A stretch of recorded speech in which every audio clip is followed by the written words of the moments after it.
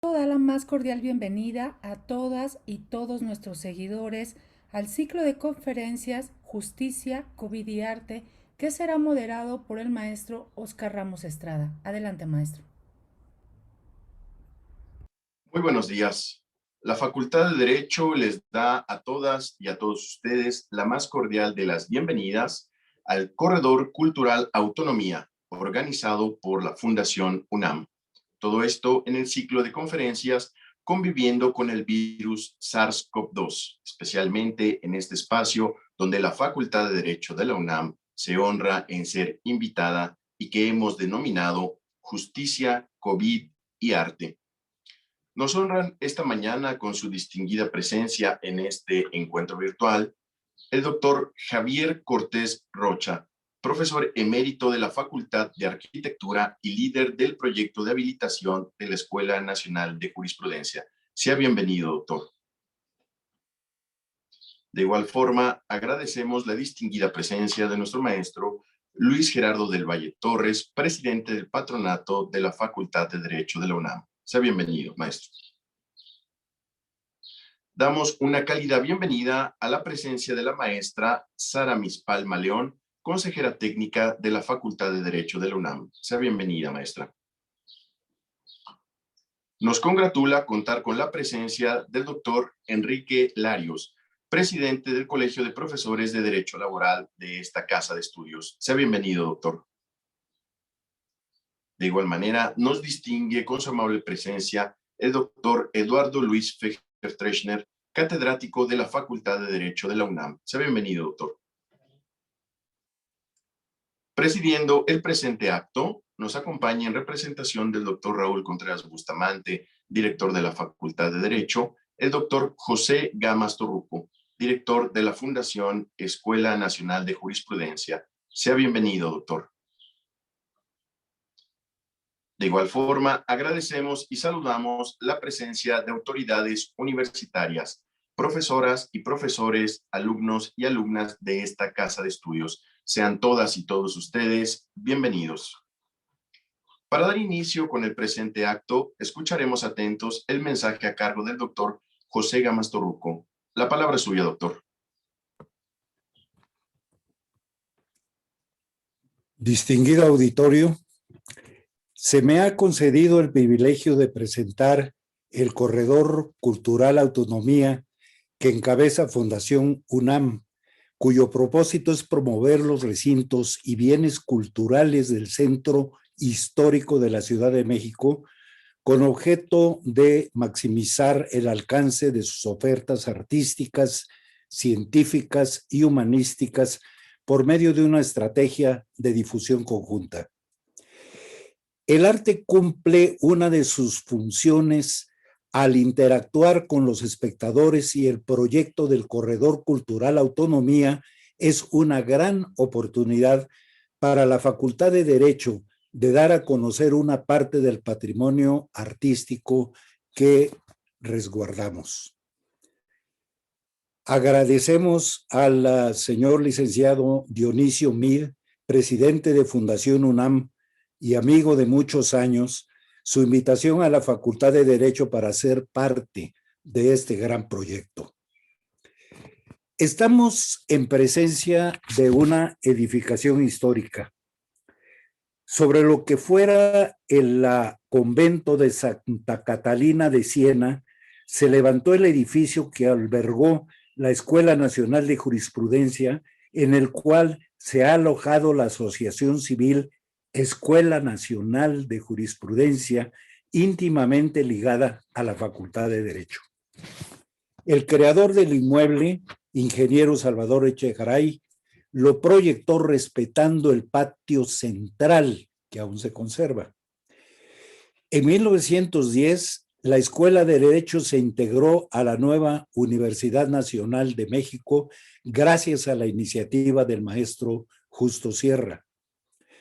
Cabe recordar que en 1915 se formó allí una de las más importantes generaciones de estudiantes, más adelante destacados personajes de nuestra historia cultural y también política, conocida como los 7 Sabios.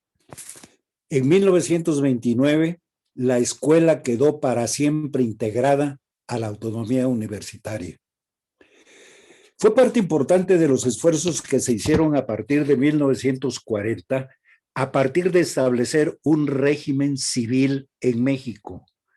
A partir de entonces se formaron con un espíritu independiente e inclinado siempre al respeto de las instituciones, generaciones completas de abogados. Destacamos entre ellos quienes más adelante se ocuparon la presidencia de la República: Miguel Alemán, Luis Echeverría, José López Portillo y Miguel de la Madrid. Los dos últimos mencionados, destacados profesores de Derecho Constitucional y Teoría General del Estado en nuestra facultad. Durante 3 días llevaremos a cabo conversatorios sobre la habilitación de la Escuela Nacional de Jurisprudencia, en los que el líder del proyecto, el doctor Javier Cortés Rocha, ex rector de la Universidad Nacional y profesor emérito de la Facultad de Arquitectura, nos mostrará el proyecto de remodelación del histórico edificio, cuyos cimientos y piedras edifican la primacía de la ley sin quebrantar la devoción universitaria. En sus aulas se formaron generaciones enteras hasta 1954, en la que ese año inauguró nuestra ahora amado edificio en Ciudad Universitaria. Nadie mejor que el arquitecto Cortés Rocha para presentar el proyecto. En lo personal, arquitecto, agradezco su amistad y reconozco su devoción por el edificio y por todos los de la UNAM en el centro histórico, así como su inmensa labor de restauración. Respecto al programa, en esta primera hora, el maestro Luis Gerardo del Valle, presidente del patronato de la Facultad de Derecho, y nuestro querido profesor Luis Fejer, además benefactor de esta fundación, reflexionarán sobre este edificio para la historia y legado de la hoy Facultad de Derecho. Más tarde, como muestra del sentido social de derecho en esta pandemia, reflexionaremos sobre los derechos de los trabajadores durante la emergencia sanitaria, con 2 de las voces autorizadas en la materia: la maestra Sara Miss Palma, consejera técnica de la facultad, y el doctor Enrique Larios, presidente del Colegio de Profesores de Derecho Laboral. Debo destacar que los trabajadores de la fundación han permanecido en sus puestos. Mañana, también a las 10 de la mañana, el doctor José de Santiago, profesor emérito de la Facultad de Artes y Diseño, conversará con nuestra maestra Catarina Gómez Fuede sobre el arte mural que el edificio de la Facultad de Derecho obtuvo del Instituto Nacional de Bellas Artes. Obras plásticas colocados en los muros más destacados, creadas por Pedro Higgins, María Izquierdo, Pablo Higgins, María Izquierdo, Federico Cantú, Alfredo Sarce y el mural de Francisco Moreno Capdeville. Desde la academia consideramos relevante analizar los fenómenos sociales y su repercusión en una ciencia viva como el derecho. La incidencia delictiva en la pandemia será analizada a partir de la trayectoria profesional e investigadora de la ministra Margarita Luna Ramos, que agradecemos su presencia y el honor de que haya aceptado platicar con nosotros. Y la doctora Patricia González Rodríguez. Cerraremos la muestra de expresiones culturales con una de las obras más emblemáticas, La Puerta de la Libertad, una escultura parte de la muestra Sebastián monumental y que nos convierte en la única facultad en Ciudad Universitaria que resguarda un ícono del prestigiado artista universitario. Tenemos la fortuna de presenciar el encuentro de Sebastián con la doctora Norca López Zamarripa y el director que recibió la figura. La pandemia disparó nuevas dudas legales que en la sección de Justicia y COVID, el notario Miguel Ángel Beltrán Lara y la doctora Raquel Gómez López Contreras buscarán responder enfocados en la certeza jurídica de los documentos notariales. Clausurarán este evento nuestros anfitriones, el licenciado Dionisio Mir, presidente de la Facultad presidente de la Fundación UNAM, y el doctor Contreras Bustamante, director de la Facultad de Derecho. Doy a todos la bienvenida. Agradezco su atención. Valoro de muy particular modo el apoyo recibido para su realización y doy por inaugurados los conversatorios en el marco de la nueva realidad en el Corredor Cultural Autonomía. Muchas gracias y bienvenidos. Muchísimas gracias al doctor José Gamas Torruco por este emotivo mensaje y su declaratoria inaugural. De esta manera, damos por terminado el acto inaugural y haremos una pequeña pausa para la preparación de las intervenciones. Cedo así el uso de la voz a la maestra Lorena Arredondo para la moderación de este evento. Adelante, maestra. Maestro, muchas gracias. Bienvenidos a todas y todos a nuestro conversatorio Arte, COVID y Justicia. En este momento damos inicio al conversatorio Habilitación de la antigua Escuela de Jurisprudencia y damos paso a la presentación del doctor Javier Cortés Rocha, es rector de la Universidad Nacional Autónoma de México, profesor emérito de la Facultad de Arquitectura y líder del proyecto de habilitación. Adelante, doctor. Muchas gracias. Bueno, primero hago una corrección. No fui rector de la universidad, estuve encargado de la rectoría entre dos rectores. Pero bueno, muchas gracias por la invitación y decir de nueva cuenta que para mí es un honor, un privilegio estar trabajando junto con la Facultad de Derecho a la que tanto admiro. Bien, ya nos dijo el maestro Gamas que el edificio es un edificio muy ilustre, con un gran pasado. Ahí funcionó el convento de Santa Catalina, el convento de monjas dominicas, una de las instituciones femeninas más prestigiadas de la Nueva España, y después de un tiempo de funcionar como cuartel y demás, Porfirio Díaz decidió que fuera la Escuela Nacional de Jurisprudencia y encargó, como ya se dijo, al ingeniero militar Echegaray que lo adecuara para ese propósito. Vamos a ver las imágenes, vamos a subir las imágenes, Rebeca, para que podamos compartir con... Bien, bueno, esta es la imagen actual de la portada del edificio, que queda sobre la calle de San Ildefonso, frente al colegio, prácticamente frente al colegio de San Ildefonso, y en la esquina con la calle de Argentina, también haciendo frente a la Secretaría de Educación Pública, la que sigue. Bueno, esta es la ubicación, como ustedes ven, es el corazón del centro histórico.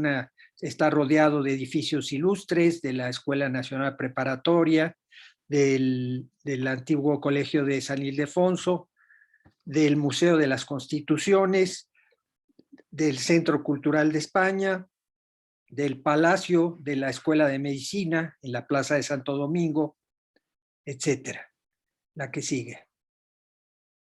Bueno, ahí ven ustedes en una vista aérea cómo queda esto queda al norte del Zócalo, al norte de la Plaza Mayor, de la Plaza de la Constitución, a unas cuantas cuadras a 2 cuadras, a 1 cuadra del Templo Mayor. La que sigue. Algunas imágenes de cómo fue el edificio antes de las transformaciones que ha tenido el centro y antes de la plantación de árboles. La que sigue. La que sigue. Bueno, ahí ven ustedes las ceremonias en el patio, la ceremonia de inauguración en 1908, la que sigue, el gimnasio que existió y la biblioteca que, como verán, va a el espacio que va a ser convertido en el auditorio, la que sigue. Esto es muy interesante, son los planos que se realizaron en el momento de la adecuación en 1908. La que sigue. Este es el estado actual.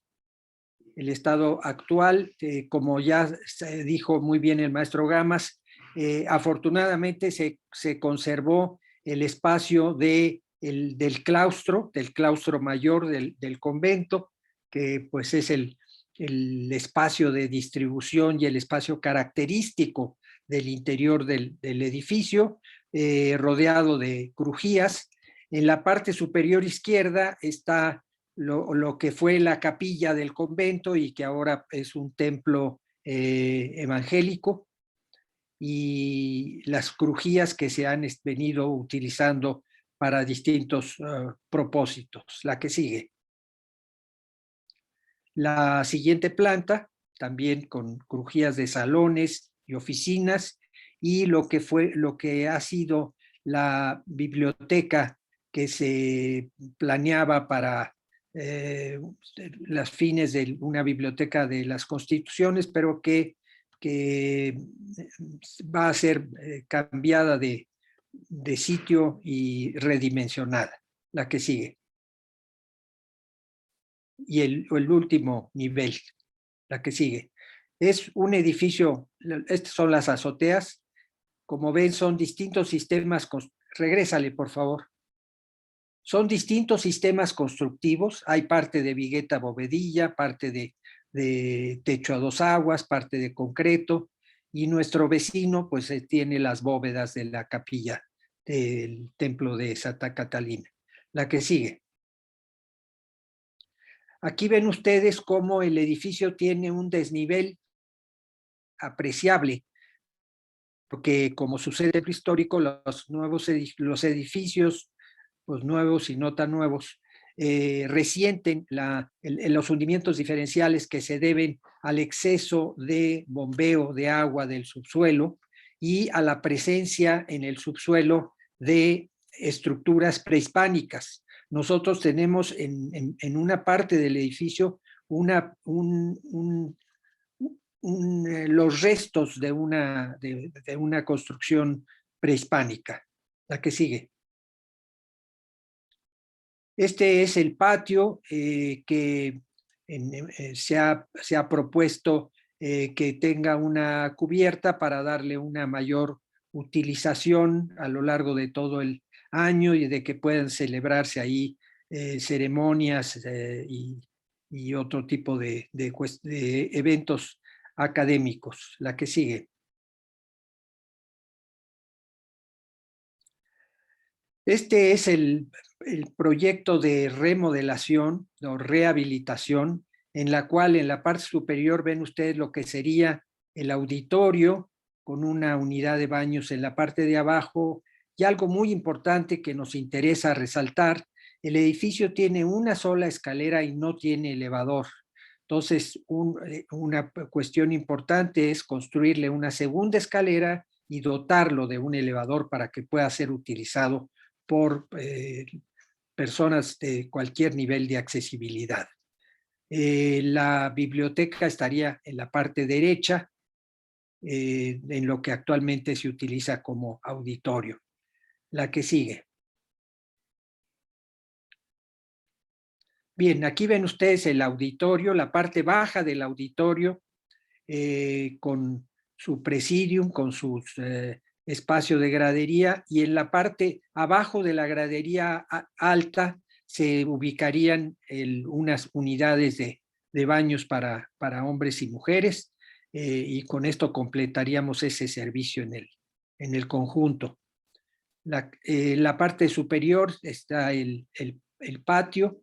Bueno, sí, en la parte posterior, en la parte alta del plano, está los restos del patio que fue el patio que fue huerta, un tiempo cementerio del convento de las monjas dominicas, la que sigue.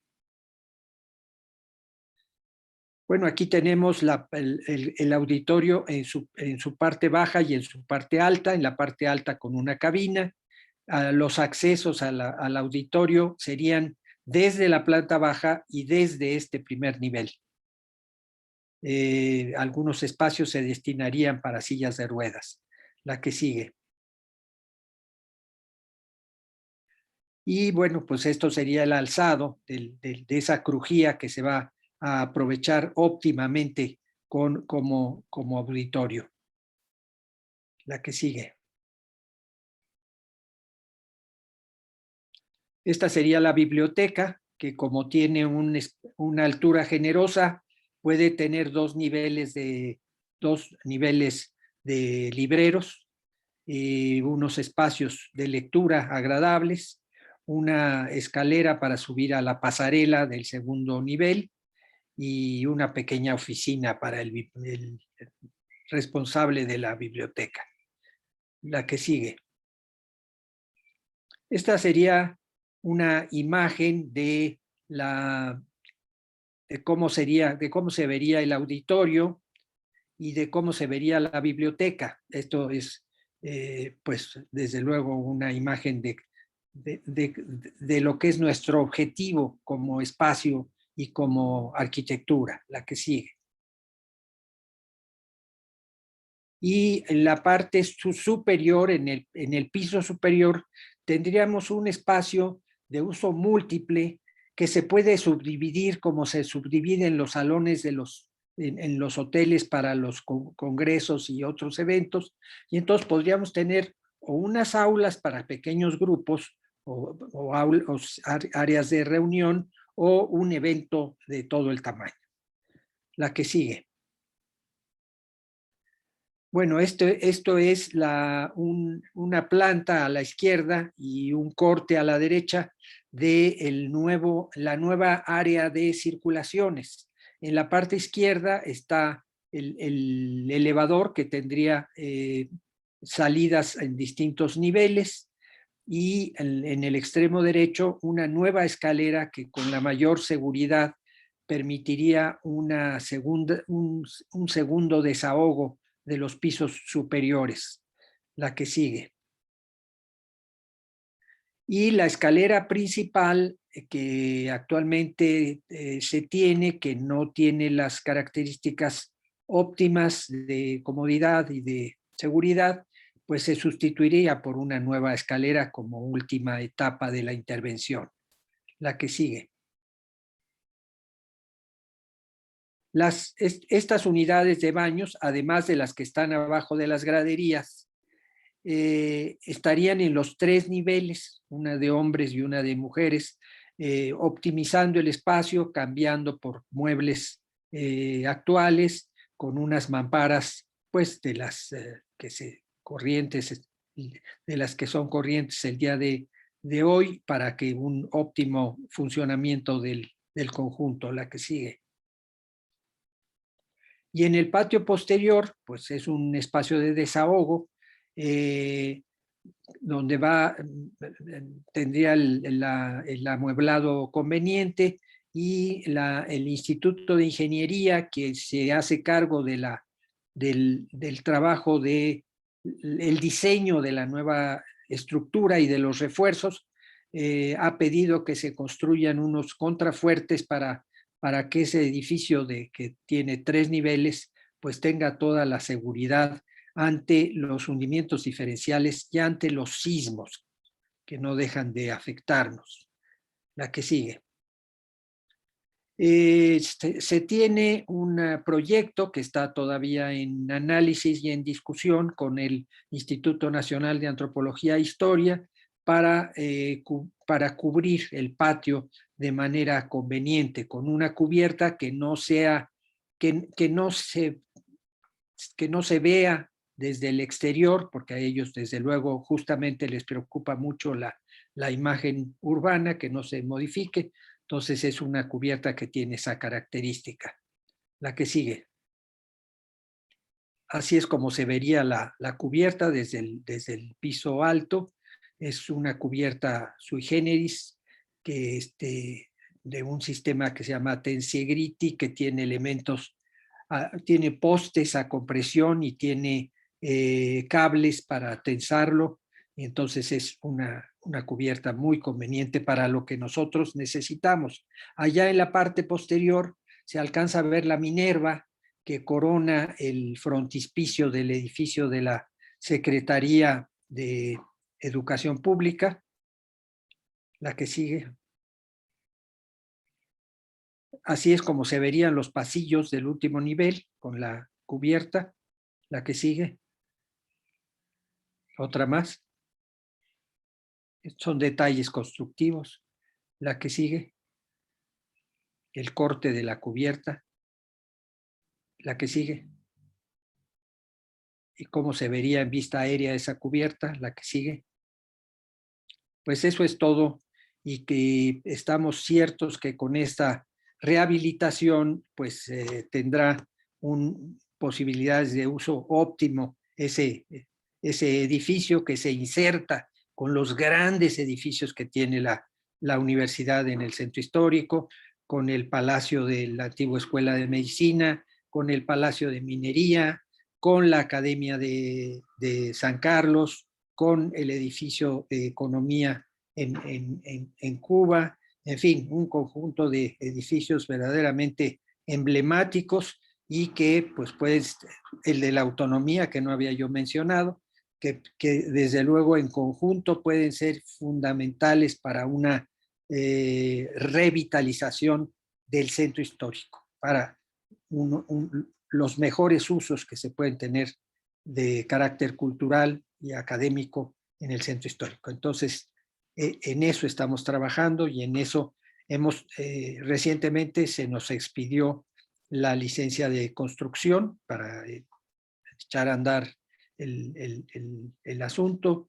La universidad está analizando el tema de los recursos y, en fin, no todo es miel sobre hojuelas, pero las cosas van caminando, y van caminando muy bien. Entonces, es cuestión de felicitar a la facultad por este proyecto. Gracias. Doctor, muchas gracias por su presentación sobre este gran proyecto que nos llena de orgullo. A continuación escucharemos las palabras del maestro Luis Gerardo del Valle Torres, catedrático de nuestra facultad y presidente del patronato de la Facultad de Derecho, quien nos hablará sobre la participación del patronato en esta gran obra. Adelante, doctor. Muchas gracias. Agradezco la presencia del doctor José Gamas Torruco en representación del señor director de la facultad, Raúl Contreras Bustamante. Agradezco también la presencia de Javier Cortés Rocha, maestro emérito de nuestra universidad, de la Facultad de Arquitectura, y como ya lo mencionó él, secretario general de nuestra universidad durante algún tiempo, y además rector en funciones.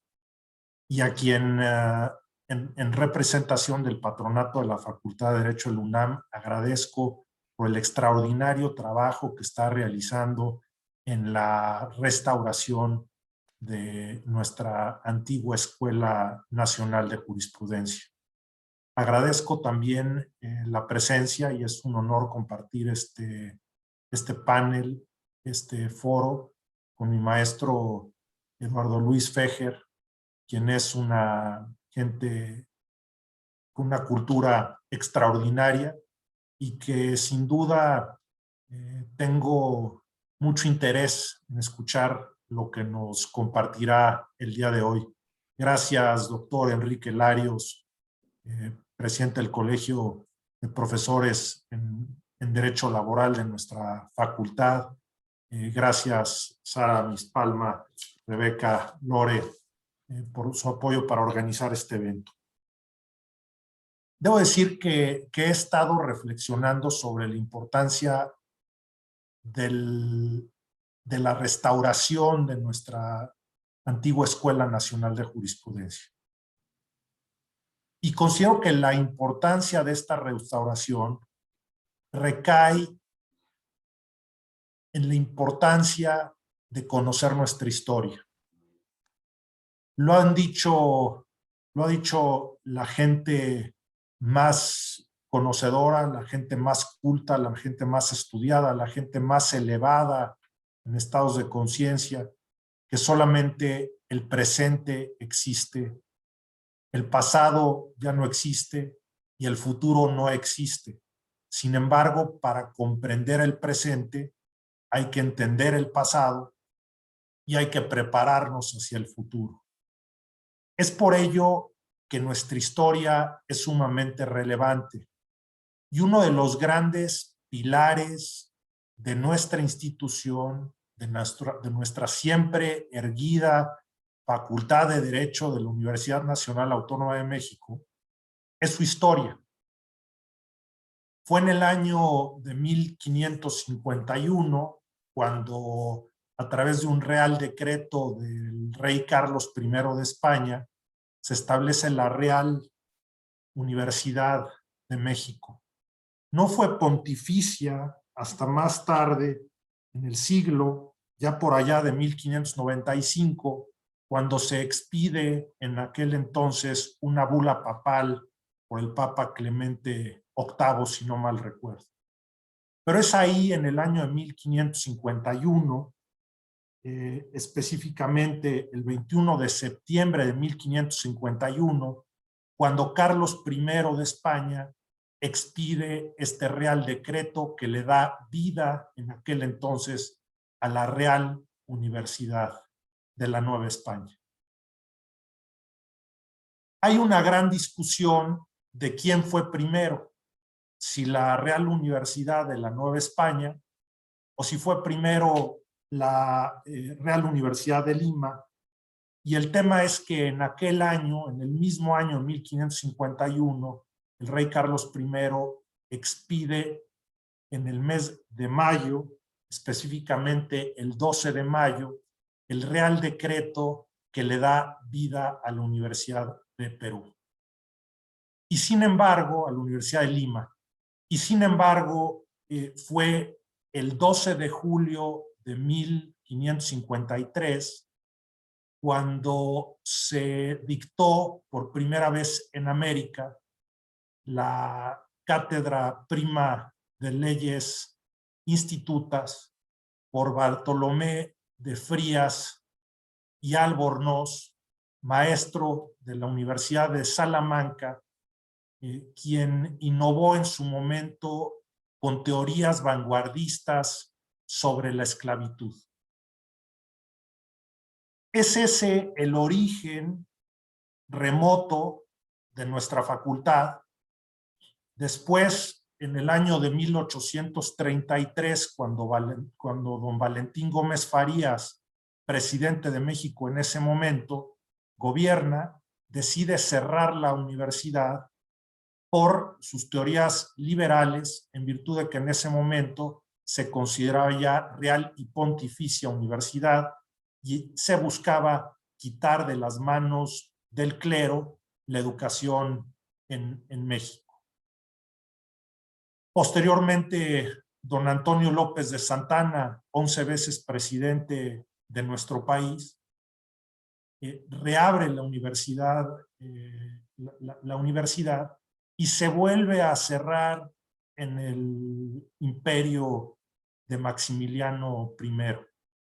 Es ahí, en esa época, cuando, como lo mencionaba de manera muy acertada nuestro querido maestro, reconocido arquitecto y además hoy me precio de decir amigo por el respeto y el cariño que le tengo, decía don Javier Cortés Rocha que la antigua Escuela Nacional de Jurisprudencia originalmente fue fundada por allá del año de 1593, originalmente como un convento que fue el de Santa Catalina de Siena, uno de los conventos más importantes de la ciudad, para después, en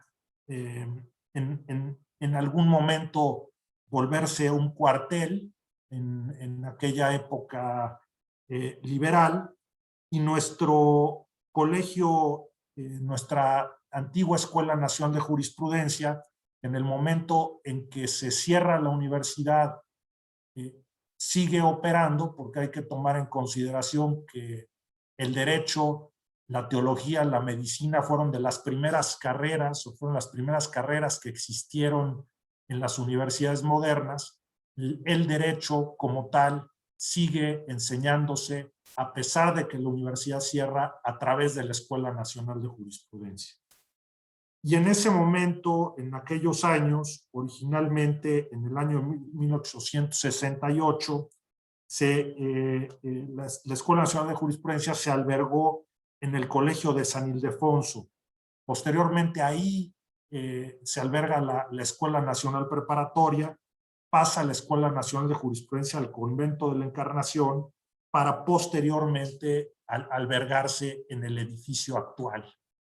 Esa es la relevancia histórica de este edificio, que hoy nuestra Facultad de Derecho tiene el privilegio, tiene el honor, tiene la responsabilidad de custodiar como parte de sus activos. Debo de decir que en representación del patronato de la Facultad de Derecho de nuestra universidad, para nosotros es un privilegio estar colaborando, es un privilegio estar cooperando en este gran proyecto diseñado por el arquitecto Javier Cortés Rocha de manera extraordinaria, porque la visión, y espero no estar malinterpretando, la visión de este edificio que hoy alberga nuestra División de Educación Continua es rescatarlo, restaurarlo con la finalidad de que se vuelva un foro de interacción, de cultura, de teatro, de literatura. Hay que recordar que el abogado desde siempre ha sido caracterizado por ser un hombre culto, y para ser un gran abogado hay que entender la cultura, hay que entender a la sociedad, hay que entender los problemas de la misma, y para hacerlo hay que conocer también pues, de la historia, de la literatura, del teatro, y qué maravilla que en este espacio se vaya a dar esa interacción conjuntamente con el arte y la arquitectura, que seguramente y sin duda alguna enaltecen el espíritu humano. Quiero simplemente compartirles la visión del patronato de la Facultad de Derecho del UNAM y agradecerles el espacio que me han concedido para platicar un poco del proyecto de la mano de gigantes que ya me antecedieron en su explicación de este maravilloso proyecto. Muchas gracias. Maestro Luis Gerardo del Valle, muchas gracias por hacernos este recorrido histórico de la antigua Escuela de Jurisprudencia. Escucharemos ahora el mensaje del doctor Luis Eduardo Fejer, catedrático de nuestra facultad, quien reflexionará sobre la importancia de este proyecto para nuestra comunidad universitaria. Adelante, doctor. Muchas gracias. Muy buenos días a todos. Primero, felicitar a los participantes por sus muy interesantes y doctas explicaciones sobre el maestro Cortés Rocha, obviamente una eminencia en arquitectura, que nos está hablando del proyecto que está realizando y que será indudablemente un gran éxito. Muchas felicidades doctor Cortés Rocha. Mi admiración y mi afecto. Muchas gracias, Luis Gerardo del Valle, distinguido exalumno mío, también por tu participación, que estimo y agradezco mucho tus comentarios. Y desde luego, pues, agradecer el dinamismo del doctor Raúl Contreras Bustamante, que realmente gracias a él esta iniciativa ha encarnado en personajes como los que me anticiparon el uso de la palabra, me antecedieron, y que seguramente será un éxito. Desde luego, cualquier contenido, sobre todo académico, debe tener un continente. Es decir, si tenemos dentro los estudiantes de Derecho, tienen como tenían anteriormente, lo tenemos ahora ahí mismo en la ciudad universitaria, un continente, es decir, un edificio que contenga toda esta gran cultura jurídica y cultura general.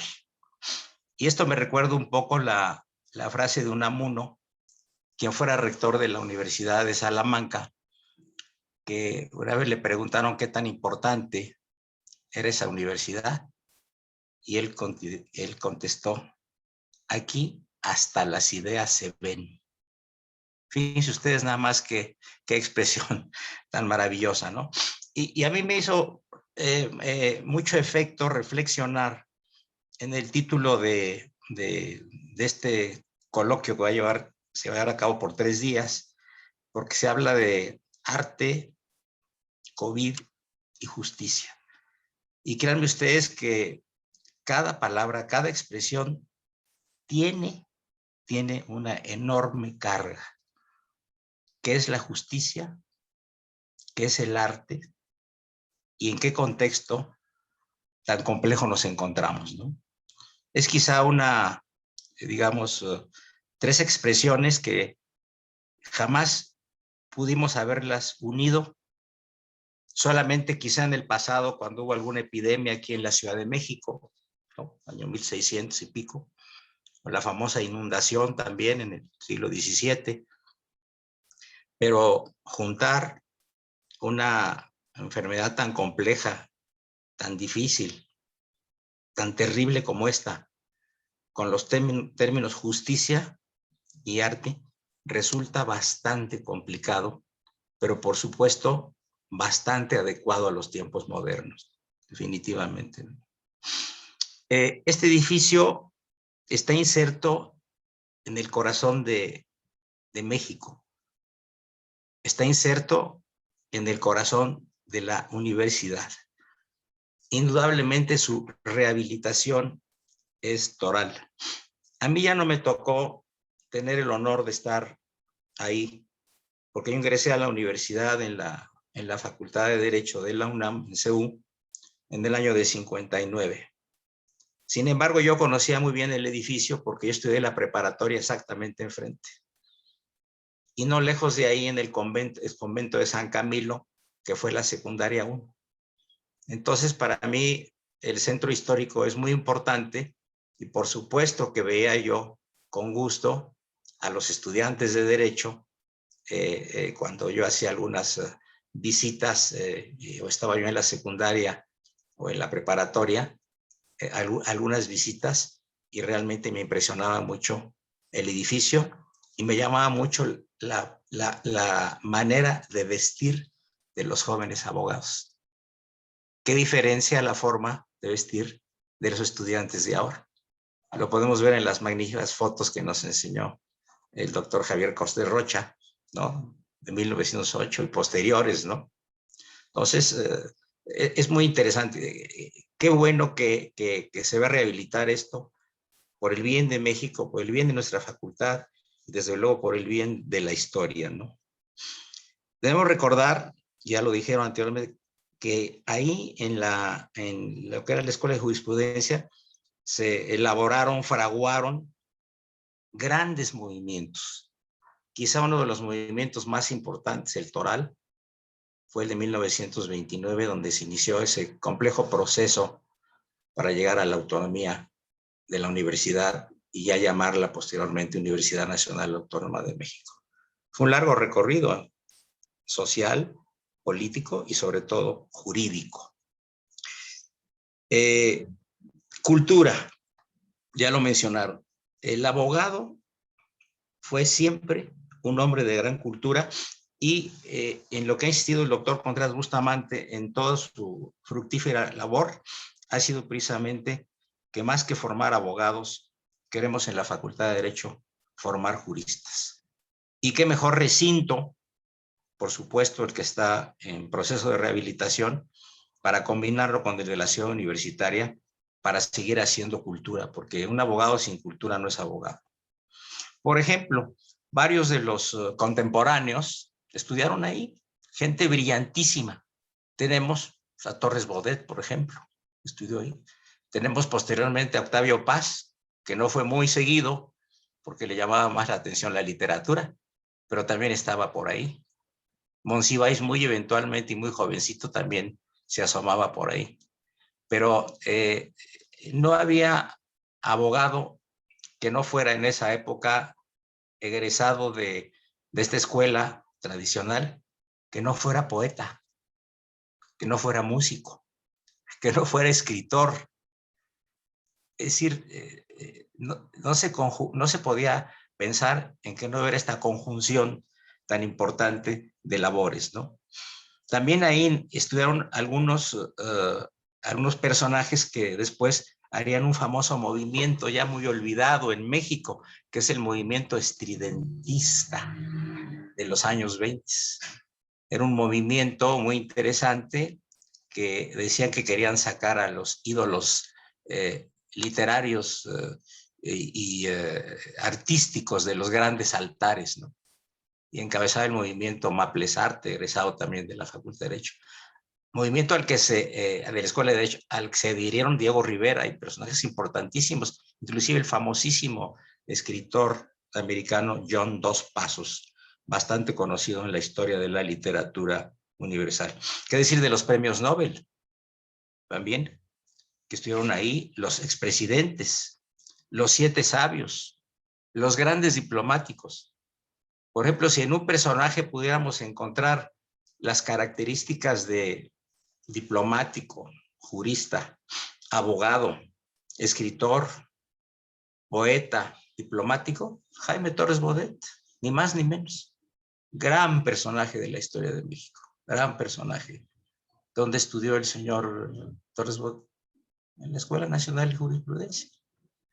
Entonces, tenemos realmente un hábitat apabullante en la historia, ya que se relató desde que el convento fue Catalina de Siena, de las dominicas, que fue cementerio, que fue jardín, todo, un largo periplo del edificio, que inclusive me sorprende gratamente que también haya algunas, digamos, reliquias del pasado prehispánico.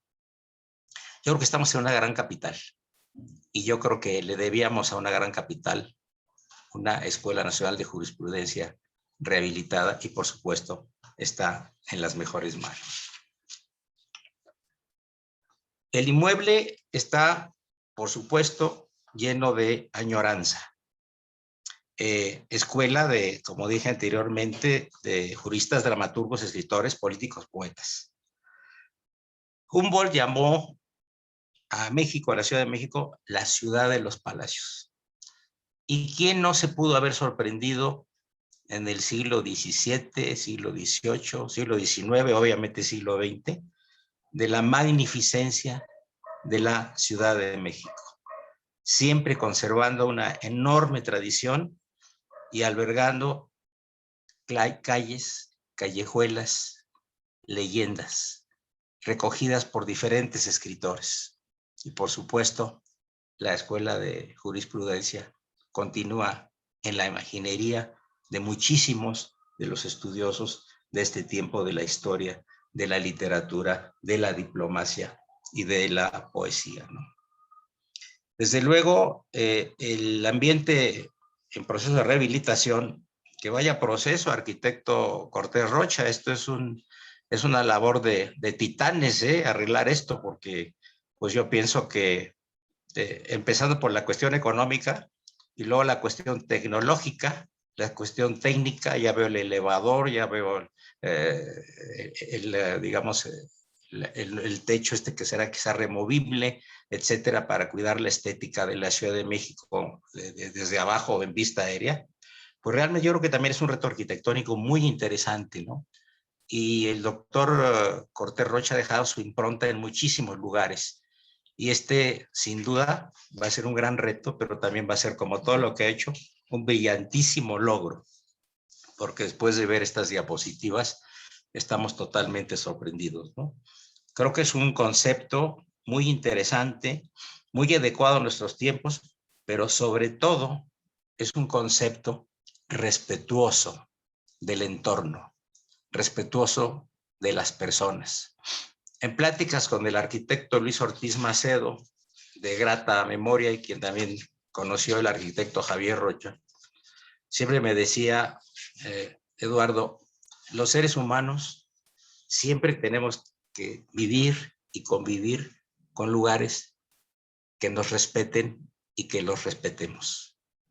Yo creo que este es el caso de la rehabilitación de este edificio.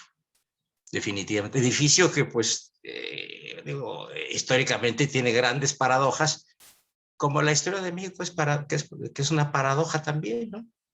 Imagínense, lo cierra un liberal como Valentín Gómez Farías, lo abre Santana, lo vuelve a cerrar Maximiliano, lo inaugura Porfirio Díaz con Justo Sierra. Entonces, vaya, yo creo que hay historias en el mundo, pero historias tan ricas como esta, pues es muy difícil, ¿no? Yo creo que ya para finalizar y dejar el tiempo a la siguiente secuencia de participaciones, creo que con esta obra que dinamizó nuestro director Contreras Bustamante y que está materializada por el talentosísimo arquitecto Cortés Rocha, se va a convertir este lugar en un testigo de la historia, un testigo curiosamente no mudo.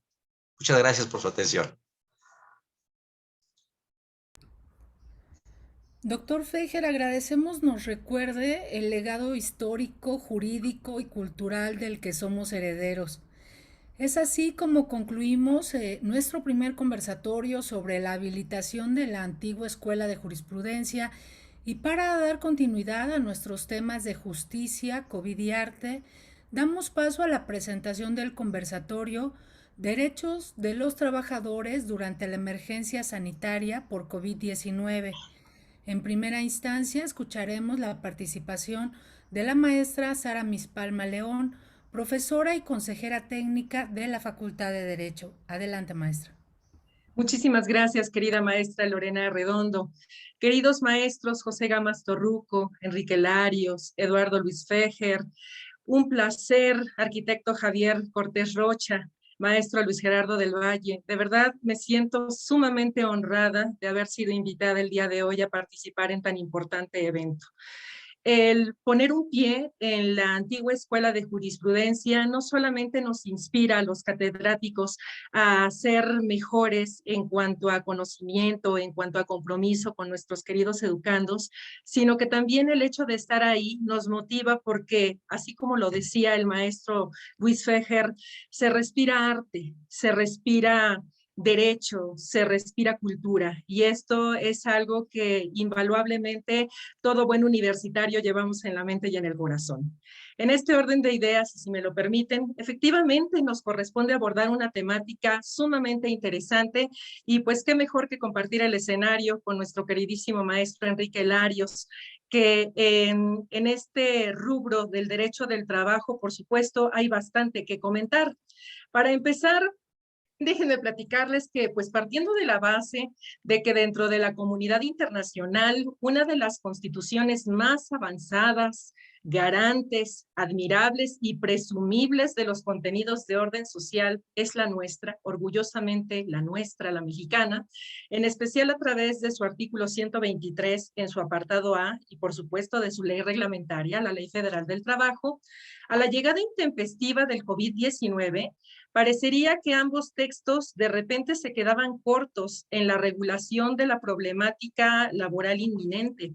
Para empezar, fue necesario plantearse la incógnita de si considerar al COVID como una causa de suspensión de fuerza mayor, en virtud de que en términos del artículo 430 de la Ley Federal del Trabajo, desde el punto de vista salarial, el patrón estaría obligado a pagarle a los trabajadores el importe de un mes de salario.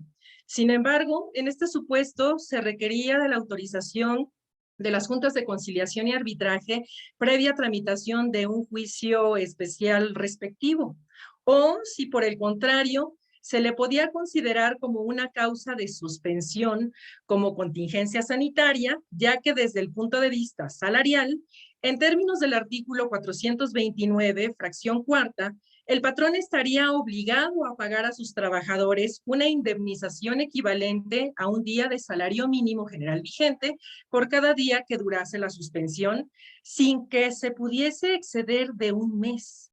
Y en este caso, pues no se requería de la autorización por parte de la autoridad jurisdiccional, de las juntas de conciliación y arbitraje.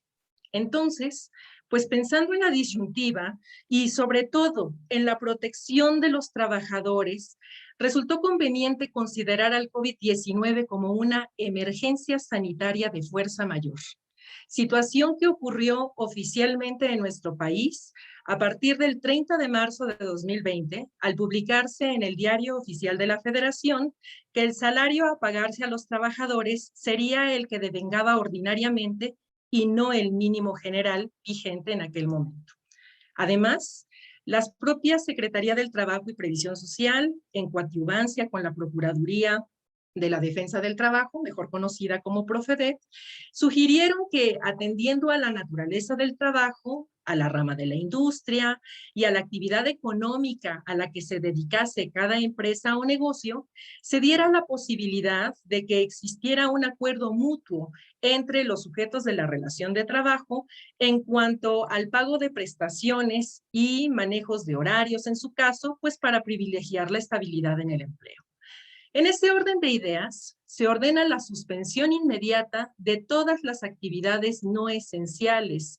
En origen se pensó que este lapso duraría aproximadamente entre el 30 de marzo y el 30 de mayo del 2020. ¿Y por qué precisamente ese periodo? Porque se pensó que en ese lapso, pues de alguna manera se mitigaría la dispersión y la transmisión del COVID-19 en la comunidad, se disminuiría la carga de la enfermedad con sus respectivas complicaciones y, por supuesto, la muerte misma en la población residente en nuestro territorio nacional.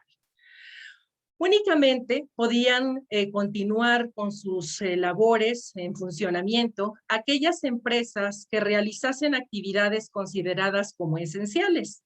Entre ellas, por supuesto, tendríamos que destacar las que atendieran la emergencia sanitaria per se, como las actividades laborales de la rama médica, paramédica, administrativa y de apoyo en todo el sistema de salud nacional, así como aquellas que participasen en el abasto, servicio y proveeduría, entre las que destacaba, por supuesto, el sector farmacéutico. También podríamos mencionar aquellas pertenecientes a los sectores fundamentales de la economía.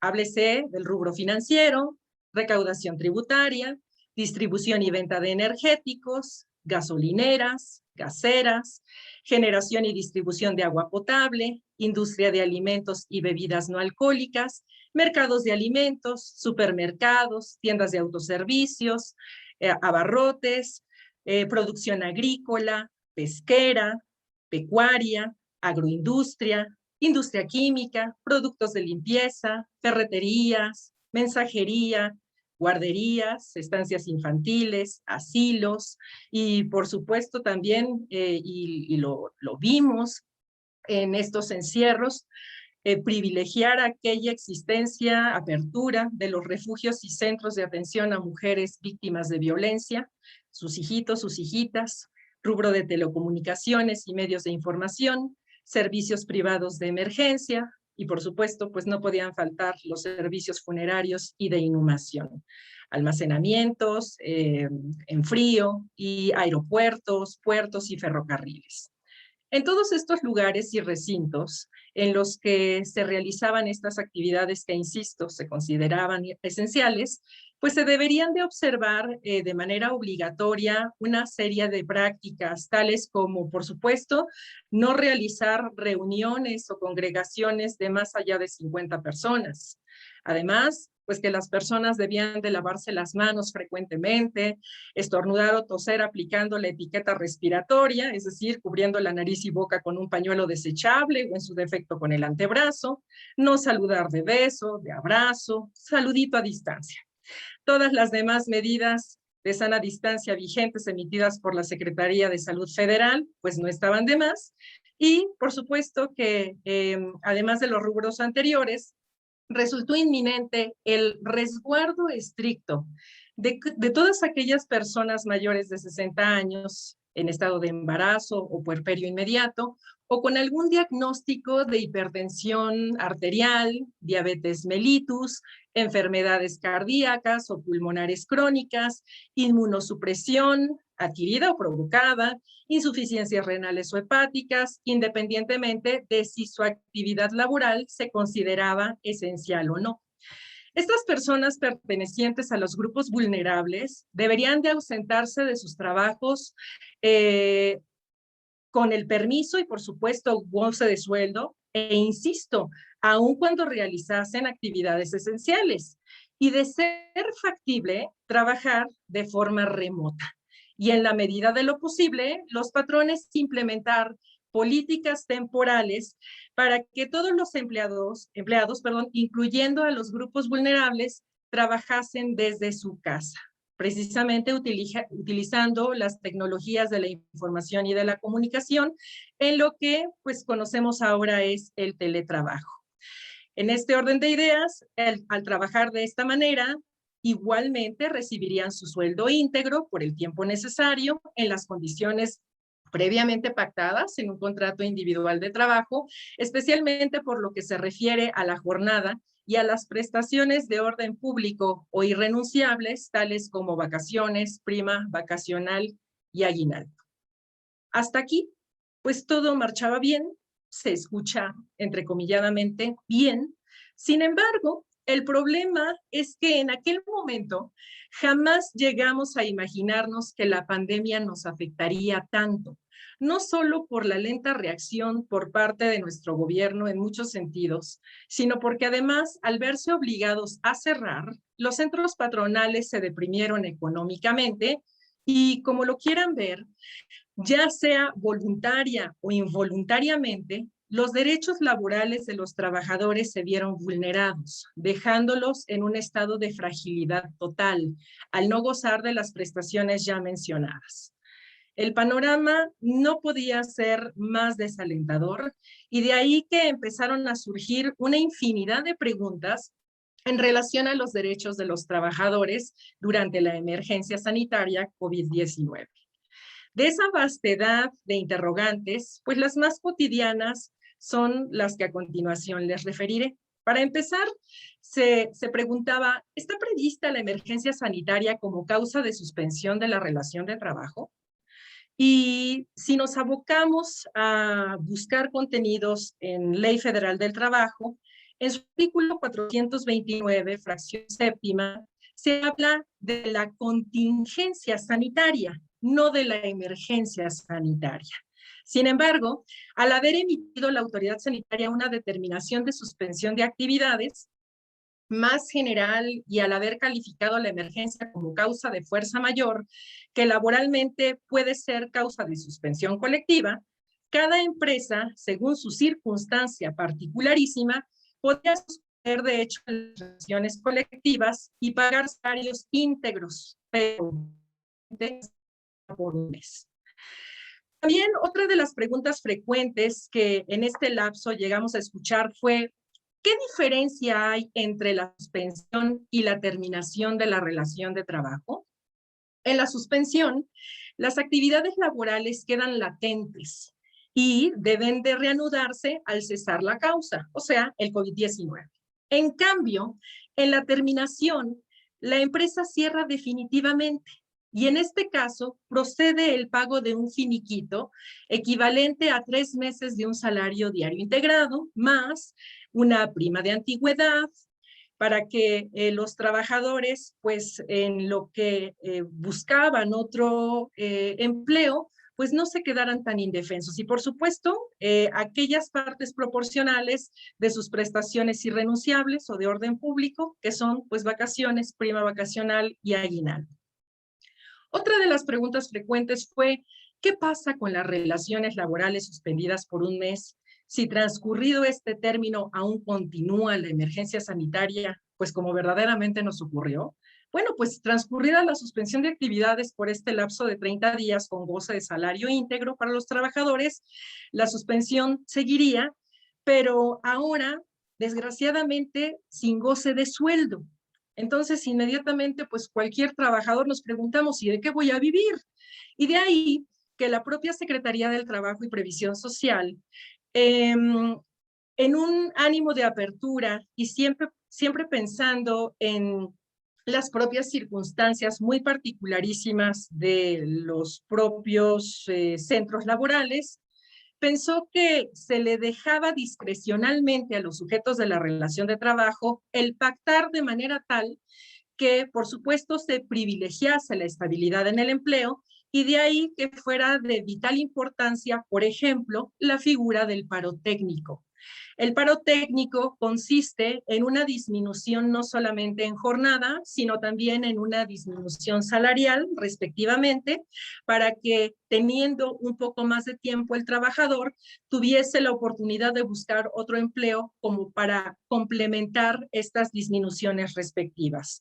Este paro técnico, esta figura valiosa, fue, tan solo por poner un ejemplo, utilizada por la Ford. Otra de las preguntas recurrentes en estos lapsos COVID es, ¿puede mi patrón solicitarme trabajar desde mi casa?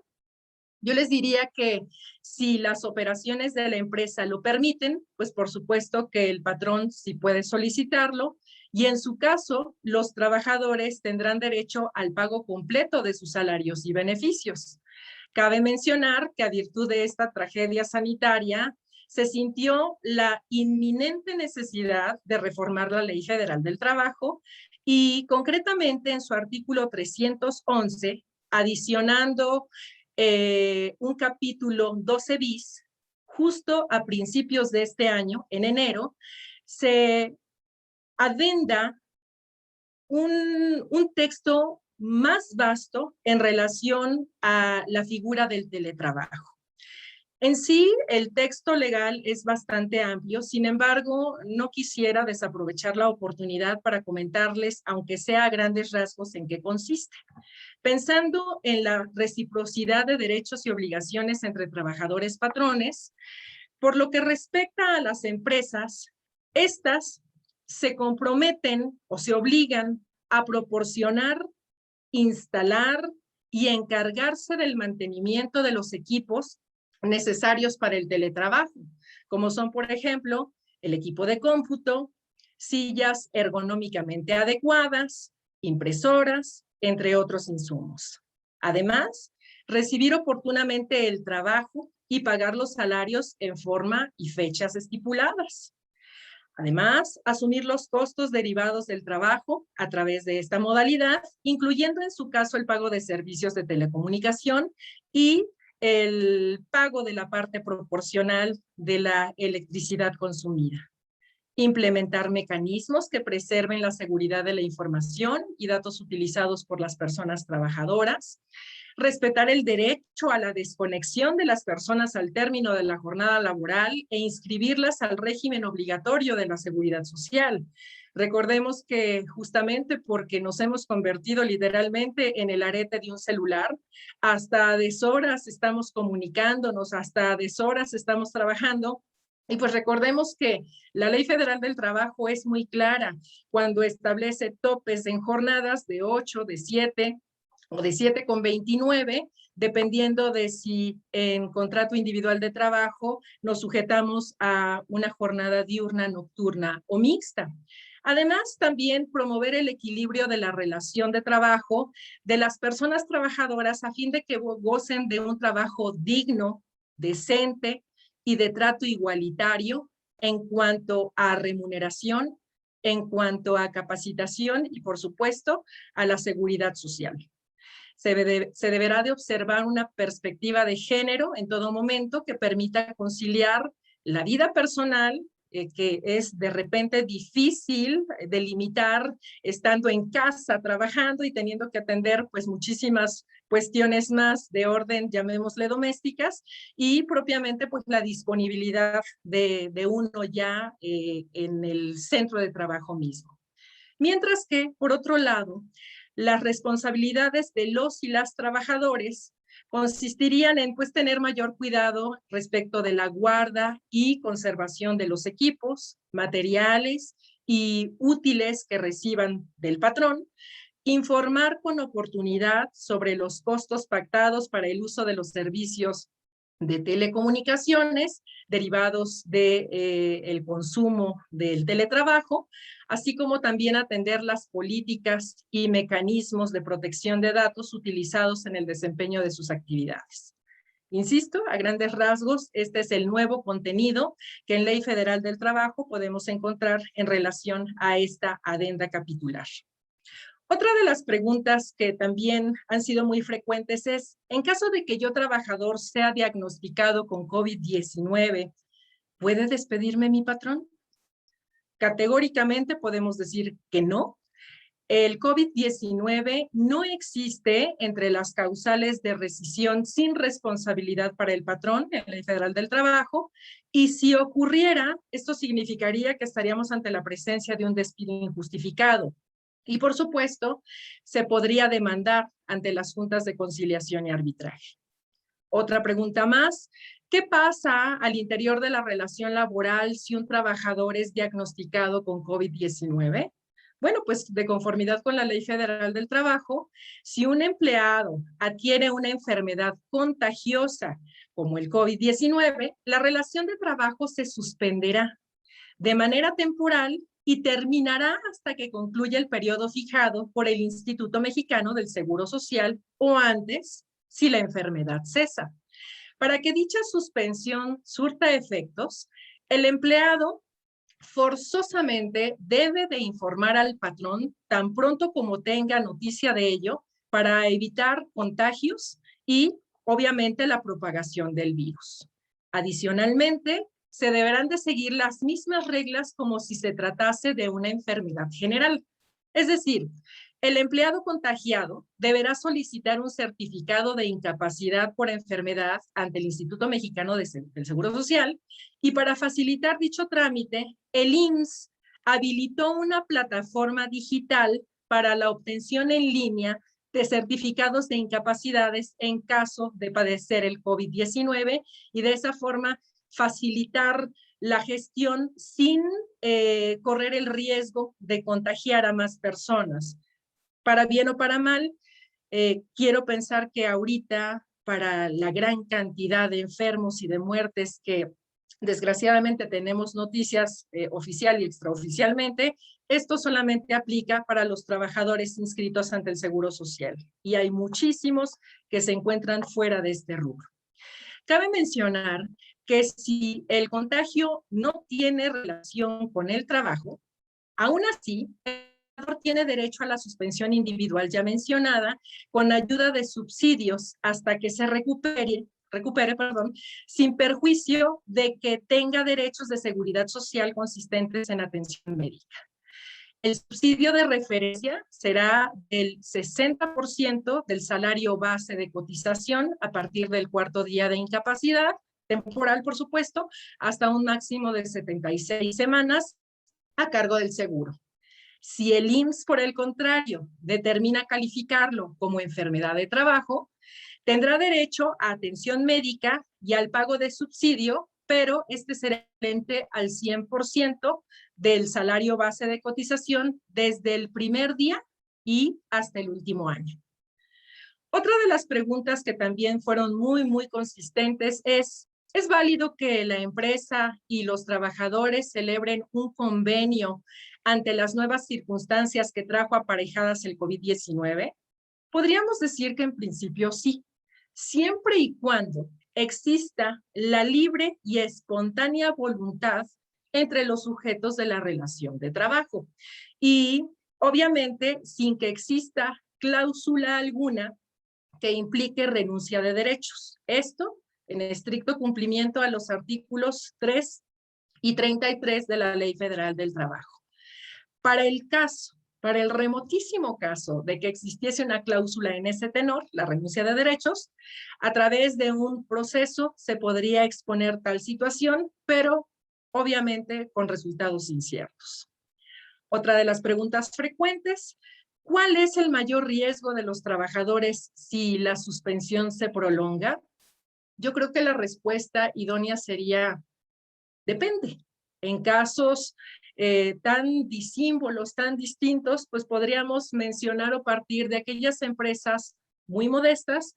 Obviamente habría un mayor riesgo de perder sustentabilidad y forzar una terminación colectiva, ya que pues no siempre estarán en condiciones de reanudar sus actividades, pensando que pues después de una suspensión tan prolongada, cuando se produzca como consecuencia necesaria, inmediata y directa la terminación de los trabajos, pues difícilmente se pueda continuar con la relación. Y esto lo establece expresamente el artículo 434 en su fracción primera. Otra pregunta que también fue recurrente: si me separan del trabajo, ¿cuánto tiempo tengo para demandar? Bueno, pues las acciones de los trabajadores que sean separados de su empleo prescriben en 2 meses en términos de lo dispuesto en el artículo 518, contados a partir del momento en que ocurre la ruptura de la relación de trabajo. Aquí tuvimos, haciendo un breve paréntesis, un pequeño pendiente, considerando que las propias juntas de conciliación y arbitraje pues también estuvieron cerradas en un principio, de suerte tal que estos términos prescriptivos, con todo y que claramente así los establece la ley en su apartado A, 2 meses, más cierto es que se pudieron prolongar un poco más en el momento en que tanto Junta Federal como Junta Local instauraron las medidas para receptar las demandas aún en un sistema entre presencial y virtual, es decir, presentar las demandas en línea. Y para eso podíamos pasarnos del lapso referido. Otra pregunta más que también fue muy puntual en todos estos meses: en caso de tener más dudas, ¿ante quién puedo acudir? Pues bueno, afortunadamente la Secretaría del Trabajo y Previsión y la propia Procuraduría de la Defensa del Trabajo están orientando a los trabajadores en estas situaciones, en estas tristes situaciones, y afortunadamente también digo porque no es necesario salir, sino que en línea se pueden hacer estas consultas y de esa manera pues solventar cualquier duda que se tenga sobre el particular.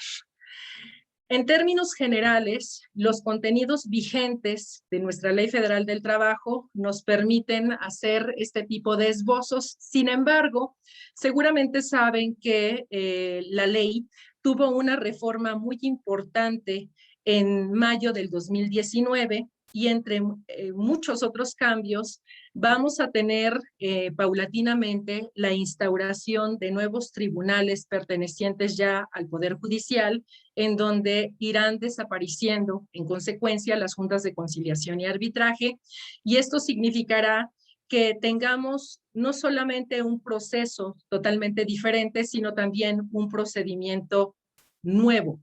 Y este procedimiento lo menciono muy a propósito de las circunstancias en que nos encontramos viviendo, porque ahora, de manera forzosa, salvo casos de excepción, tendremos la necesidad de acudir a celebrar pláticas conciliatorias previas en el ánimo de depurar la conflictiva obrero-patronal y así evitar llenar de tantísimo trabajo a los que serán los nuevos tribunales laborales y por ende impartir justicia de manera más rápida, de manera más pronta y expedita. Para terminar con mi intervención y a manera de conclusión, me gustaría decirles que tal pareciera que la pandemia del COVID-19 fuese figurativamente hablando una especie de huracán. Y desde el inicio de esta contingencia, por supuesto, se vaticinaba en México una gran inestabilidad económica, ya que pues prácticamente con ello nos dábamos cuenta de que la clase trabajadora en especial se veía sumamente trastocada, no porque el patrón per se lo quisiera, sino porque no estaba en posibilidades de cumplir con los contenidos de ley, y esto lo entendemos perfectamente bien. Entonces, en este orden de ideas, considero que como sociedad y clase trabajadora, nos toca, en la medida de lo posible, de verdad, seguir resguardándonos en nuestros hogares, seguir las recomendaciones de las instituciones de gobierno, por supuesto, si la naturaleza del trabajo lo permite, sacarle provecho a las tecnologías de la información y de la comunicación, como ahorita lo estamos haciendo, y pues me queda claro que las tecnologías y el teletrabajo llegaron para quedarse. De suerte tal que en ese orden de ideas no nos queda más que concluida la alerta, pues levantarnos y seguir trabajando para sacar adelante a nuestro país. Y buscar la creación de nuevas condiciones de trabajo más garantes, más eficaces de los derechos laborales, porque una contingencia como la del COVID-19 no nos puede tomar de nuevo por sorpresa. Y por mi parte, eso sería todo. Muchísimas gracias por su atención. Por mi raza, hablará el espíritu. Maestra, sabemos que la pandemia disparó dudas legales en diferentes ámbitos de nuestra vida cotidiana y agradecemos su orientación en los temas laborales. Para ahondar en ellos, el doctor Enrique Larios Díaz, presidente del Colegio de Profesores de Derecho Laboral, nos expondrá a continuación su perspectiva. Por favor, doctor. Muchas gracias, Lorena Redondo, por tu presentación. Me da gusto saludar a don José Gamas Torruco en representación del señor director de nuestra facultad. También agradezco estar en este panel con don Javier Cortés Rocha, a quien me da mucho gusto volver a verlo después de hace muchos años. Encantado en saludarlo. Y de Luis Gerardo del Valle Torres. Bueno, podría yo decir que la maestra Sara Mis Palmas acabó el tema y que suscribo todo lo dicho por Sara Mis Palmas y con eso damos por terminado. Porque lo dijo muy bien, además, lo explicó muy bien, con mucha claridad. Pero vamos a tratar de tocar algunos aspectos de esta pandemia. Miren ustedes, esta pandemia tomó al mundo por sorpresa. Nadie se había preparado para una pandemia, ningún país. La Organización Mundial de la Salud, en todas sus manifestaciones, ¿verdad?, había hablado de pandemias en un determinado lugar. Es más, la Organización de las Naciones Unidas y la propia Organización Mundial de la Salud, la Organización Panamericana de la Salud, habían logrado focalizar cuando surgía alguna epidemia en algún lugar predeterminado. Entonces, por ejemplo, nos acordamos de la epidemia del ébola. Y bueno, esto era tremendo. ¿Qué se hizo? Encapsular el problema en el país de origen y seguirlo cuando se encontraba algún elemento en otro país, darlo por terminado. Quiero decirles que hay un término que se llama salud pública y el 50% de la salud pública se dedica a la epidemia o a la epidemiología, para ser más preciso. Pero ningún país, teóricamente del mundo de los epidemiólogos, existía la posibilidad de que hubiese una pandemia. Existía esa posibilidad, pero nadie lo creía, nadie pensaba que fuera a llegar. Pero llegó en un momento dado esta pandemia y a todos nos tomó por sorpresa.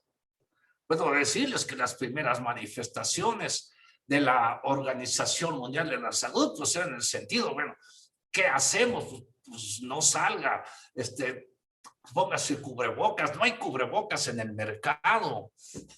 ¿Cómo le hacemos? Y bueno, a nosotros también nos agarró por sorpresa. En la universidad, en un momento determinado, 19 de marzo, nos dijeron ya, no vengan, no es posible que estemos expuestos a esta contaminación por COVID-19. Es una infección grave, trae graves consecuencias. ¿Qué hicimos? Resguardarnos en nuestros hogares y trabajar a distancia, como ya lo señaló la maestra Sara Mispalma. Pero vamos a ver que hay un vacío legislativo en este tema. No hay normas para manejar una pandemia desde el punto de vista jurídico. Porque si los médicos nos decían que esa era la hipótesis en el mundo de la epidemiología, los abogados, pues no lo pensamos. Regularmente el derecho muchas veces llega cuando está el hecho y no lo pensamos previamente. Esa fue una realidad de esta pandemia. En el campo jurisprudencial, la jurisprudencia establecida para los casos de salud en el trabajo también es insuficiente. No prevé las condiciones de una pandemia. Por ejemplo, la jurisprudencia exige que para poderse calificar una enfermedad de trabajo, debe de establecerse el vínculo entre el trabajo y el enfermo. ¿Cómo es que lo adquirió? Y entonces, en el mundo del derecho del trabajo, esta jurisprudencia, que es un criterio persistente en todos los riesgos de trabajo que se ventilan en los tribunales, esto nos lleva a decir que, pues, ¿cuándo vamos a poder determinar en medio de una pandemia que la enfermedad se adquirió en el centro de trabajo? ¿Cuándo lo vamos a poder? Sí existe una norma por ahí muy escondida que está entre las enfermedades del trabajo y que habla precisamente de las virosis. Y por supuesto esto solamente abarca al personal médico. No abarca, no, porque no se imaginaban jamás que esto nos fuera a llegar a todo nuestro universo. Vamos a llamarle al universo personal. No lo pensaron. Entonces, jurisprudencialmente también tenemos un vacío. Pero hay otra cuestión. Doctrinalmente tampoco hay nada escrito al respecto. Mi querido y admirado don Mario de la Cueva pensó en miles de hipótesis, nos dejó un bagaje cultural enorme. Todavía no hay quien supla a don Mario de la Cueva, no lo hay. Sin embargo, nadie de los abogados doctrinarios pensó en decir, a ver, cuando haya una pandemia, cuando haya un problema de carácter mundial, es más, el derecho del trabajo se practica en México como una cuestión doméstica. Y esto es una equivocación grave porque estamos insertos en un mundo con una economía global, con la globalización prácticamente de muchas manifestaciones, pero también tenemos organismos internacionales como la OIT. Bueno, la OIT había advertido de algunas posibilidades remotas de que pudiera haber una pandemia, tomando elementos precisamente de otro instrumento de ONU, que es la Organización Mundial de la Salud. Entonces teníamos estas cuestiones, pero la doctrina no baja tan fácilmente para poder decir qué hacer en época de crisis. ¿Qué hacemos? ante una crisis sanitaria como la que atacó al mundo entero. No hubo país que se salvara. No hubo país que pudiese resolver este tipo de cuestiones con efectividad y con rapidez. Pero bien, vamos a estas cuestiones y vámonos al interior de nuestro país. Ya sabemos que hay organismos internacionales, ya hemos visto que estos vacíos, tanto legales como jurisprudenciales, como doctrinales, en todo el orbe. O sea, que dijéramos, bueno, a ver, hay una escuela muy famosa de juristas en Uruguay. A ver, los laboralistas juristas ya habían previsto el problema de una pandemia. Tampoco. Yo les tengo un afecto, tengo amigos ahí, pero tampoco tenían ellos instrumentos de esa naturaleza. Y en el mundo tampoco lo sabía. Por lo tanto, ¿qué es lo primero que ataca una pandemia de esta naturaleza? Pues ataca la estabilidad en el empleo. Precisamente esta situación es en el miedo que infunde una situación como esta que no se había vivido, pues lógicamente el patrón lo que tiene interés es en salvaguardar lo que se pueda. Y entonces, ¿qué hicieron? Hicieron despidos injustificados. Y estos despidos injustificados, bueno, pues de esos despidos injustificados vamos a ver cuáles llegaron a conocimiento de las juntas de conciliación y arbitraje. Pero esta situación de lo que se conozca en las juntas de conciliación y arbitraje también es muy difícil, porque puedo asegurar que la justicia laboral en las juntas de conciliación y arbitraje, y vamos a suponer que no en todas, pero en varias de ellas, está colapsado el sistema de justicia. Y está colapsado porque nos tomó la pandemia a la mitad de una reforma laboral. Una reforma laboral importantísima que modifica totalmente lo que es el sistema de justicia laboral. Y bueno, este modelo de justicia laboral que inició en una reforma del 24 de febrero de 2017. Y que la reforma a la ley reglamentaria del artículo 123 se pudo lograr hasta el año de 2019. Y la reforma, insisto, toca más de 400 artículos, pero lo más importante es que se cambia el modelo de juntas de conciliación a tribunales de lo laboral. Vamos a otra cosa. Pero en medio de la pandemia se abrieron en 8 estados de la República los tribunales laborales. En 8 estados de la República se abrieron los centros de conciliación. En materia federal se iniciaron los trabajos, se expidió en medio de la pandemia la ley orgánica del Centro Federal de Conciliación y Registro Laboral. Y este organismo ya está trabajando. Y este organismo tiene la conciliación de los asuntos de carácter federal, pero tiene otro capítulo que son todo el modelo sindical. ¿Qué quiere decir?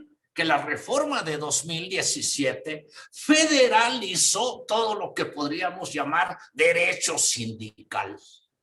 Lo que tenían las juntas de conciliación y arbitraje, que era registrar contratos colectivos de trabajo, llevar el registro de los sindicatos de materia local en un estado de la República.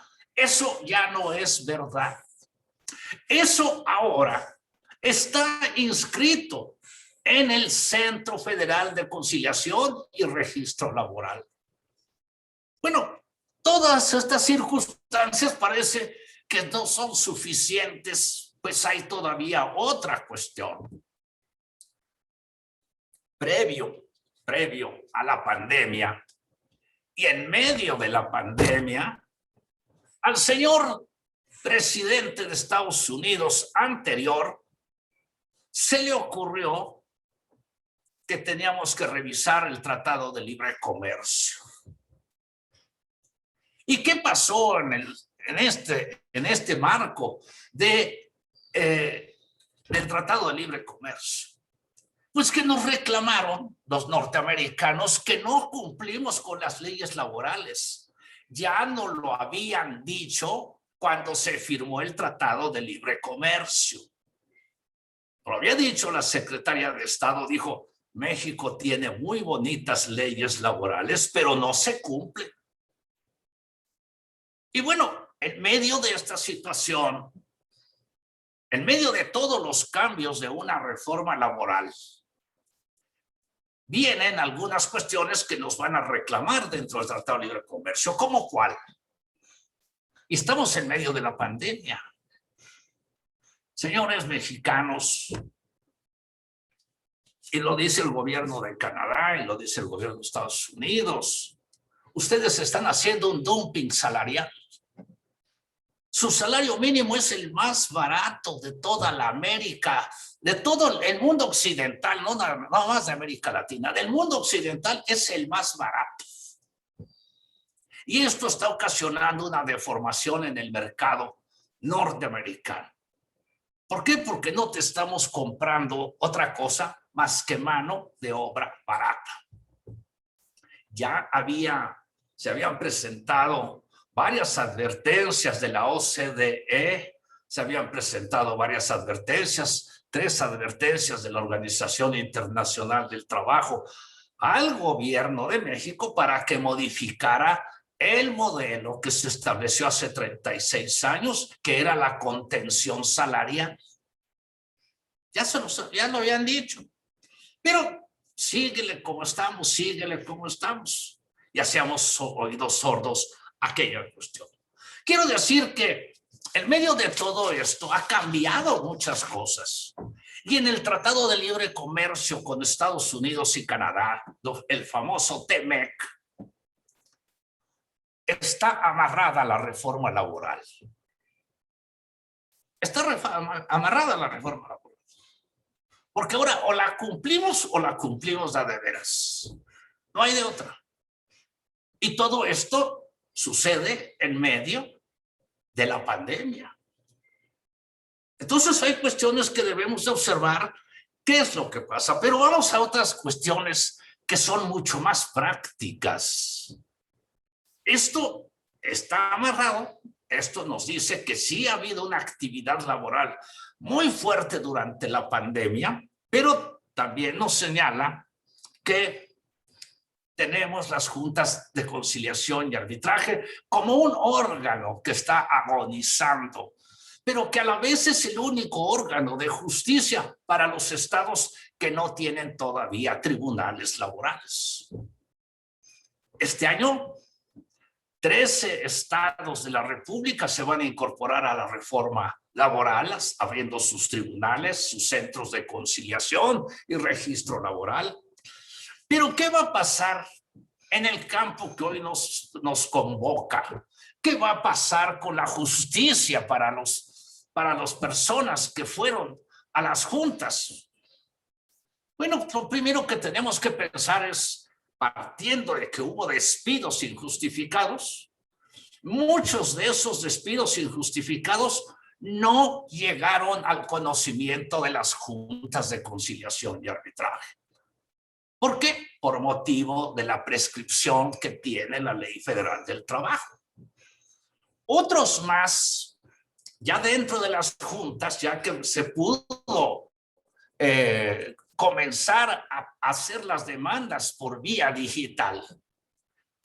Hay otra cuestión, los abogados que no son competentes y que dijeron el término comienza a correr pues hasta 2 meses después de que abran las juntas, y estaban muy equivocados, porque el término siguió corriendo y el término correcto para poder presentar las demandas de todos los despidos ocurridos hasta antes de que las juntas de conciliación y arbitraje pudiesen reanudar labores digitalmente, pues todos esos están prescritos.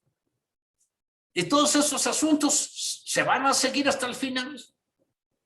Pero ¿qué va a pasar? Le van a decir al final de cuentas, señor, usted perdió el asunto. ¿Por qué? Porque su abogado llegó tarde o no supo qué hacer. Esa es una cuestión que la justicia ahí no se va a hacer.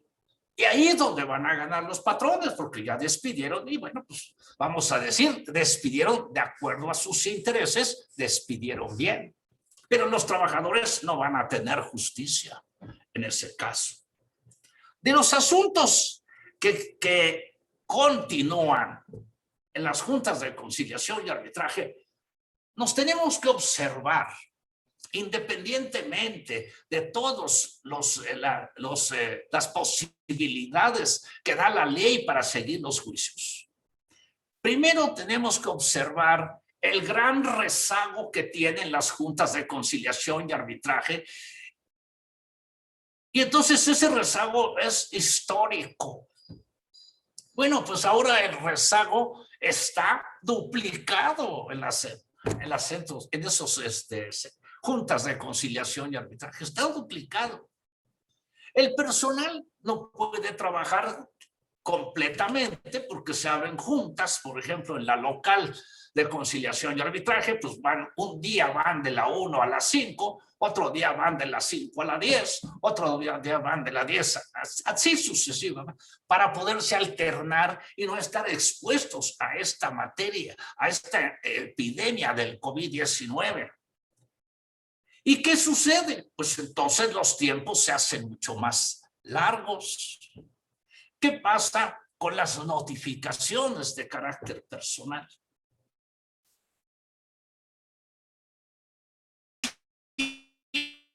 El patrón ha sido notificado en su centro que digan, oye, la demanda de fulanito sí ingresó en tiempo. Los patrones habrán sido notificados. Los usuarios están también trabajando, van unos un día, van otros otro día, y se trabaja de esta manera muy lentamente. Ya no por cuestiones burocráticas, sino porque la misma pandemia dice, no, solamente tienen que asistir todas las personas escalonadamente y la Junta X hoy va a atender al público, pero las otras no van a atender al público. Y ese es un problema del cual todavía no salimos y no sabemos cómo vamos a salir, porque se tendrán que abrir los tribunales laborales en tiempo.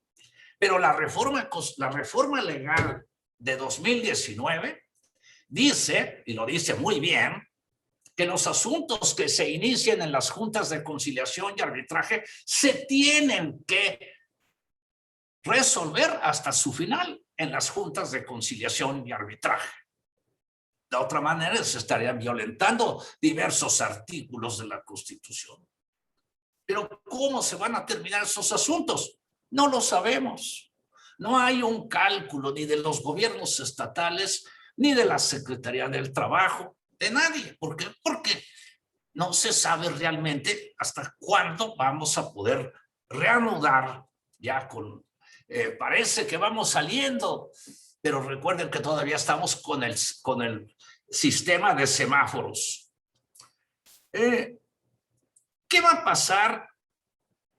¿Qué va a pasar con estas cuestiones de la justicia? Que, bueno, una vez que haya una absolución o una condena, los asuntos se van a tener que ir al juicio de amparo, porque en materia laboral se practica el amparo de manera muy frecuente.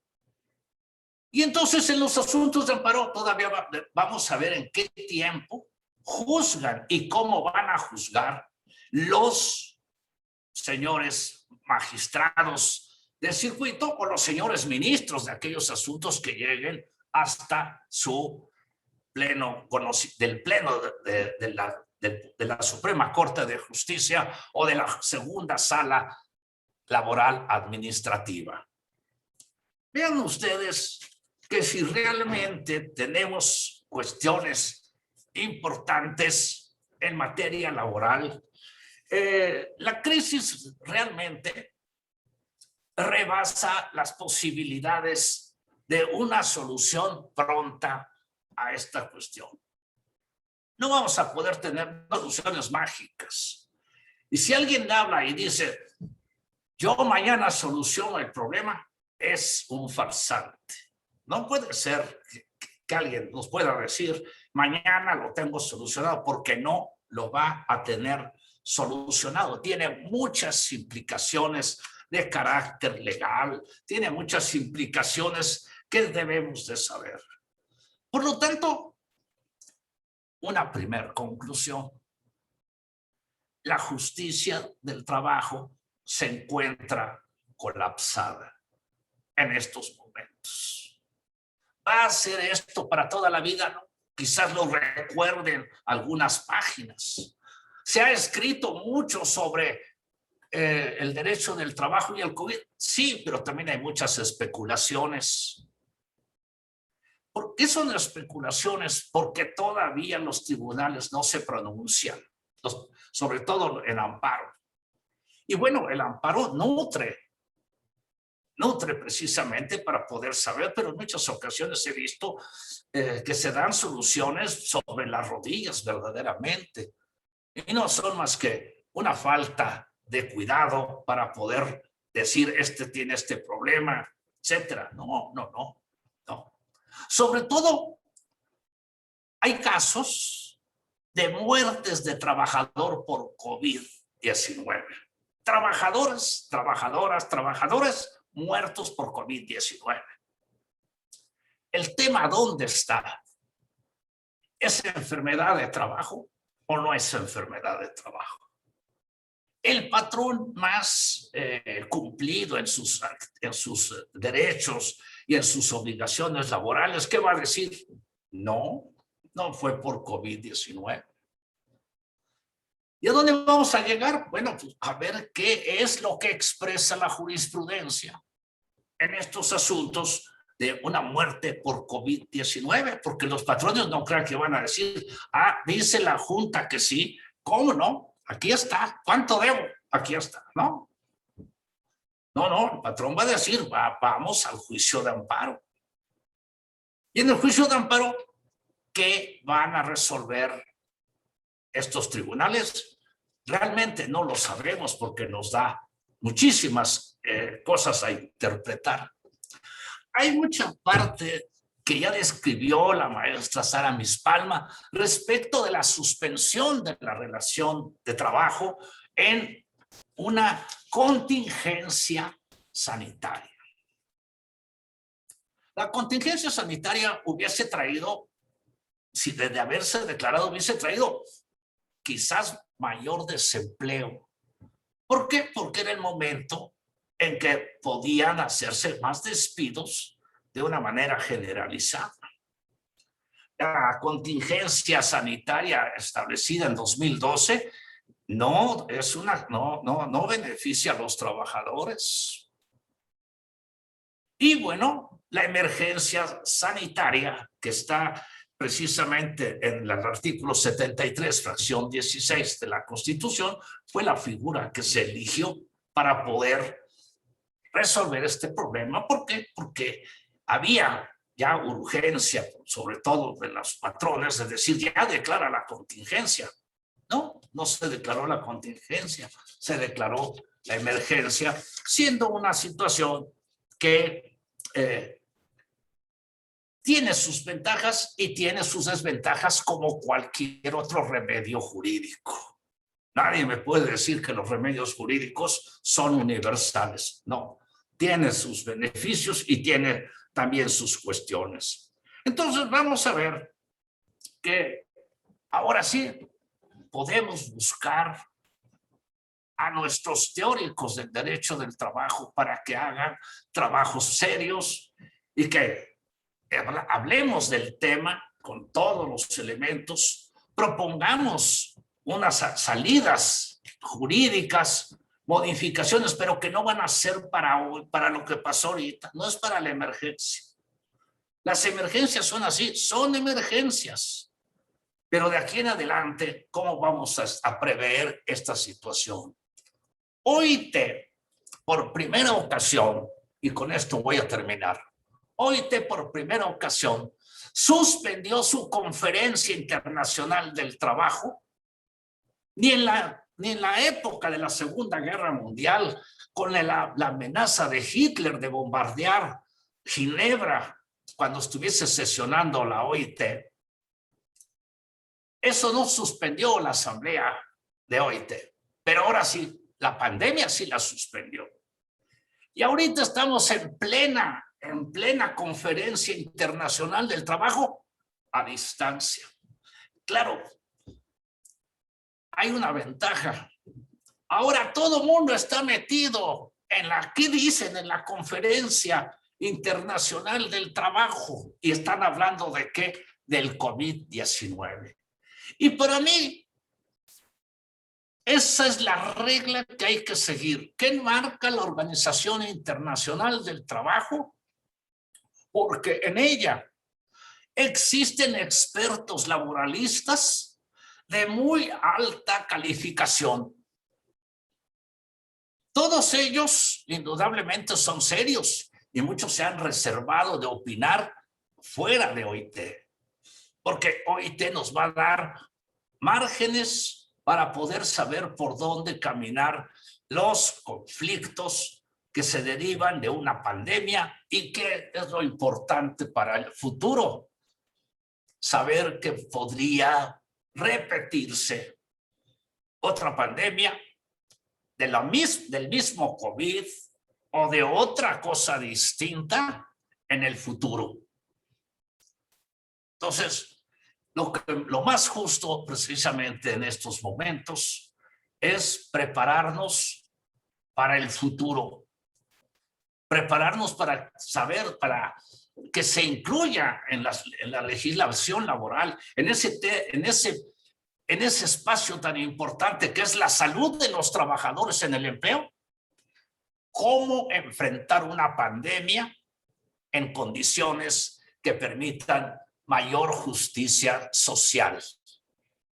Muchas gracias por su atención. Muy amables.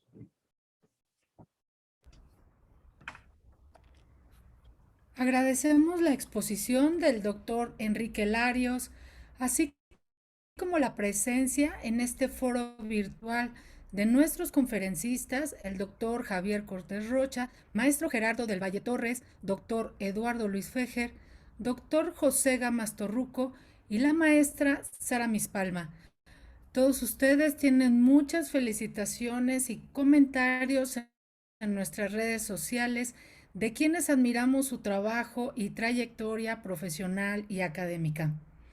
Concluimos así nuestra jornada de hoy e invitamos a nuestros seguidores a conectarse mañana a las 10 para continuar los conversatorios sobre justicia, COVID y arte en el marco del Corredor Cultural Autonomía diseñado y promovido por Fundación UNAM. Muchas gracias, hasta mañana.